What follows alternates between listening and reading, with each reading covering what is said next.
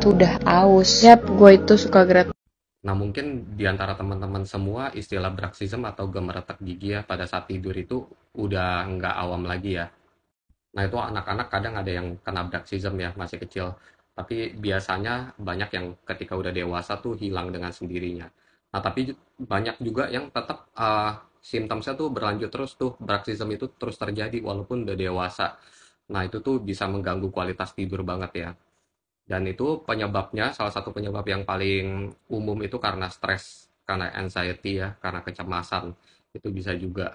Nah, selain itu juga bisa karena struktur gigi. Jadi ketika kita lagi, kalau struktur giginya misalnya agak-agak berantakan gitu ya, ketika kita tidur itu kan kita mau relax. Nah, itu otot kita tuh mau mencari tempat yang comfortable mungkin ya. Ini penjelasan yang paling umumnya.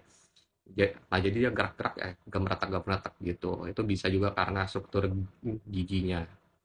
Dan bisa juga kalau misalnya di antara kita ada yang minum obat SSRI ya, itu antidepresan, itu selective serotonin reuptake inhibitors ya. Itu bisa juga bikin bruxism atau malah bisa memperparah bruxism.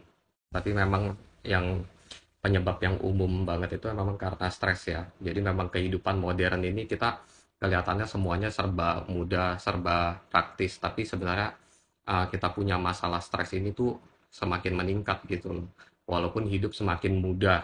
Beda nggak kayak orang zaman dulu hidup mungkin secara fisik, pekerjaan fisik tuh masih berat banget, tapi secara mental itu nggak tergerus banget. Nah, jadi apa aja nih yang bisa kita lakukan di rumah ya untuk melegakan atau menurunkan gejala dari bruxism ini? Kita bisa jadi pada saat sebelum tidur kita relaksin otot-otot rahang kita. Ototnya namanya masseter, medial pterygoid, temporalis. Nah, itu kalian bisa Google atau nanti gua akan share juga di VT berikutnya ya. Itu otot-otot rahangnya jadi kita pijit-pijit supaya lebih rileks, supaya nanti tidur lebih nggak bruxism gitu. Terus kita juga bisa ya maintain stress level kita. Nah, itu biasanya di VT-VT gue yang sebelumnya gue udah pernah share juga. Misalnya gue lakuin cold therapy, kita bisa juga meditasi, kita bisa olah napas ya.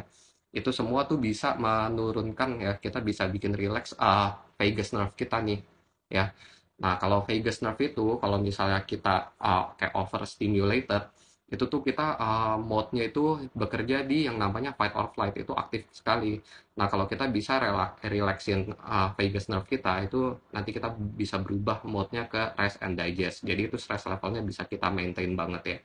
Nah, jadi kita bisa meditasi, kita bisa olah napas, kita bisa cold therapy juga. Itu gue udah pernah share juga ya. Jadi yang cemplungin muka ke air es atau kita cemplungin badan kita ke air es. Itu juga bisa. Stay safe.